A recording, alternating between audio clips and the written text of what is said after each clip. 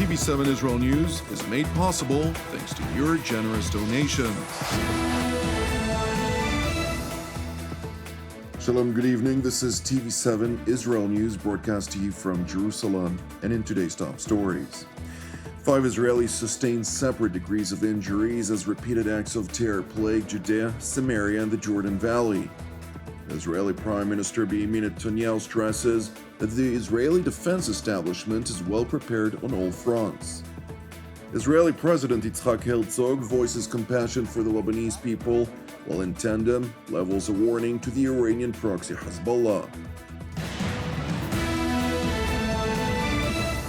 Repeated acts of terror plague the West Bank districts of Judea, Samaria, and the Jordan Valley amid continued efforts to root out terror elements, while in parallel, heightened tensions along Israel's northern front with Lebanon threatens miscalculation that may well deteriorate the situation into war. IDF, ISA, and Border Police Special Operations Forces conducted counter-terror activities overnight, during the course of which 9 suspected terror operatives were successfully apprehended. The operational activities took place against a backdrop of separate acts of terror, which initially took place in the town of Ma'ale Adumim, approximately 7 kilometers or 4.3 miles east of the Israeli capital, Jerusalem. At approximately 3:30 o'clock, a terrorist in his 20s arrived to the area of the mall, armed with a pistol and a knife. He opened fire in all directions and wounded 5 civilians in separate degrees of injuries. 1 was diagnosed in severe condition, 2 moderately, and the remainder in light condition. The terrorist then persisted to flee the scene. An off-duty border police officer, who visited a hairdresser, exited the shop, and while searching the area, he strove for contact and engaged the terrorist. Initially, he wasn't sure if it was a terrorist or not, called to him, and when the terrorist opened fire, the officer responded and eliminated the terrorist. By doing so, the officer saved many lives in the area. While successful in eliminating the terrorist within a matter of minutes, Israeli National Security Minister Itamar Ben-Gvir seized the opportunity to highlight the government's policy to grant Israeli citizens access to weaponry to mitigate the response time to acts of terror. I think that our policy, which we lead in the Ministry of National Security, to provide weapons to as many as possible citizens who are able to protect themselves and to protect the people of Israel, is a very important policy that proves itself. This time, it was a border police officer, and the last time it was a citizen. I believe that the combination of citizens, border police, and police forces who jointly protect the state of Israel is the best combination. A separate attack was reported at Eshtamoa Junction near Mount Hebron, where a Palestinian assailant armed with a knife attempted to stab IDF soldiers who responded with live fire, eliminating the attacker. No injuries were thankfully reported among the Israeli troops. Separately, at Hamra Junction in the Jordan Valley, a drive-by shooting was reported. While a civilian car was damaged, thankfully, no injuries were reported in this attack as well, and the IDF, in coordination with the ISA, have launched a manhunt after the attackers who fled the scene. Meanwhile, Israeli Prime Minister Benjamin Netanyahu, along with Defense Minister Yoav Gallant, visited the IDF's Central Command headquarters, where they received a comprehensive situation assessment of the latest security developments.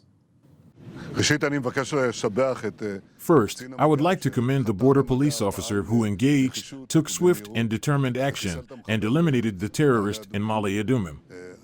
I certainly appreciate this, just as I do what I saw here today. I have just finished a very thorough update with the Defense Minister, IDF Chief of Staff, the head of IDF Central Command, and also with the soldiers, and saw the innovative means that the IDF uses here in the fight against terrorism. I remind you that up until now, we have closed accounts with whoever murders Israelis. This is a combination of human intelligence, artificial intelligence, and plenty of resourcefulness and commitment. As I see it, the IDF is at full capability and is prepared to meet all challenges on all fronts.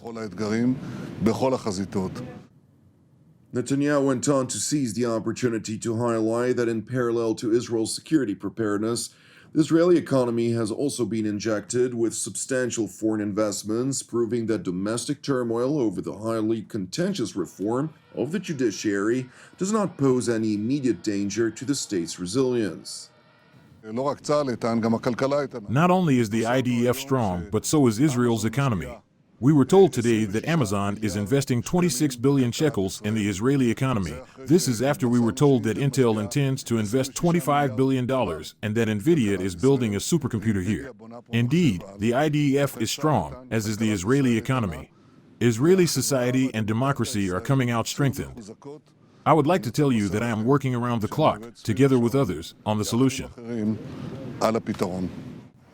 It is worth noting that while there's no political process between Israel and the Palestinians other than security collaboration between the Israeli Defense Establishment and the Palestinian Authority's security apparatus, the United States continues to engage with Jerusalem and Ramallah separately on the internationally aspired so-called two-state solution.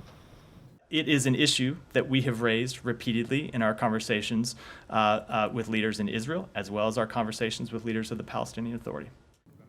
During the press briefing, State Department spokesman Matthew Miller also acknowledged reports related to American efforts to normalize relations between Israel and the Kingdom of Saudi Arabia, which the latter has repeatedly stressed to be contingent on making some progress on the political process related to the Palestinian issue. We have engaged in promoting such normalization from the State Department. As you may remember, the Secretary Blinken traveled to Saudi Arabia, talked about normalization relations with Israel with the Crown Prince, and then has discussed it with the Prime Minister of Israel as well. The Foreign Minister of Saudi Arabia made clear that one of the things that they were interested in the context of normalization was seeing some progress on issues between Israel and the Palestinian people. Miller further addressed ongoing battles between Palestinian groups in the Lebanese refugee camp of Ain al-Hilwa, where thousands have fled, as the exchanges so far have left 11 militants dead and dozens more wounded.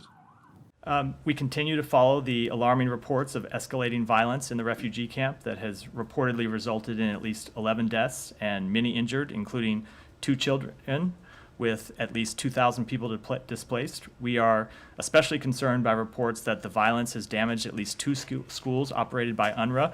We applaud UNRWA's work to provide emergency shelter and humanitarian services to the displaced, and we call on all factions in the camp to respect the protection and dignity of civilians and public and private property, including schools and healthcare facilities, and to abide by the humanitarian principles of neutrality, impartiality, and independence, including with respect to medical care. While Palestinian infighting in Lebanon persists with no cessation of hostilities in sight, Israel is closely monitoring its own border with Lebanon, with senior security officials confirming that tensions have reached the highest point since the Second Lebanon War of 2006. During the Lebanese border, Israeli President Isaac Herzog voiced compassion for the Lebanese people who are forced to live under Iran's tyranny by means of Hezbollah. I'm touring today the northern part of Israel, the border with Lebanon. An incredible area, beautiful, great people who are only doing good by building our country. I'm looking on the other side of the border with Lebanon.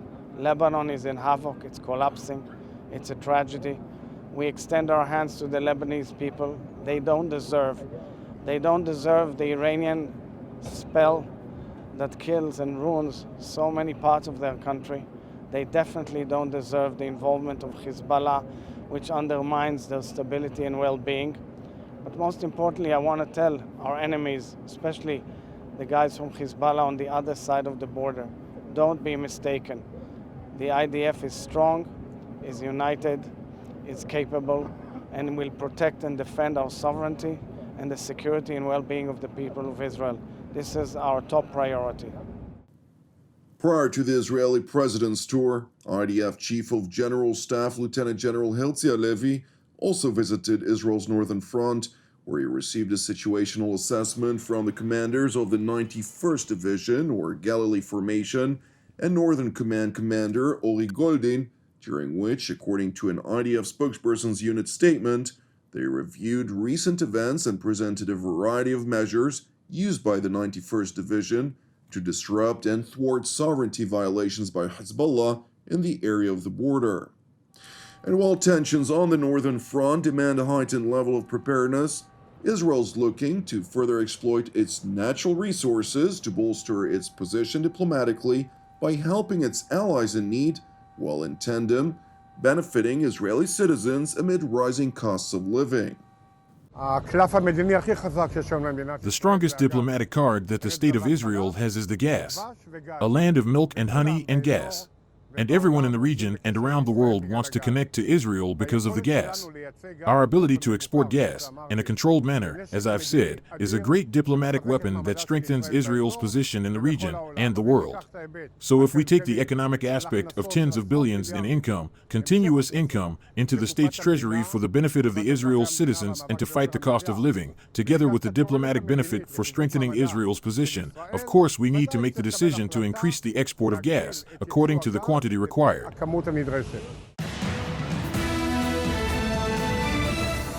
Thank you for watching TV7 Israel News. If you're blessed by our programs and would like to help support TV7 Israel's ongoing operations, which are exclusively donation-based, please consider making a donation. Any amount truly helps. You can do so via our website at www.tv7israelnews.com. Separately, I would like to encourage you, pray for our persecuted brothers and sisters worldwide, as well as for the peace of Jerusalem and salvation of Israel. I'm Jonathan Hassan, wishing you an Erev Mevorach, and God willing, we'll see you again tomorrow at the same time.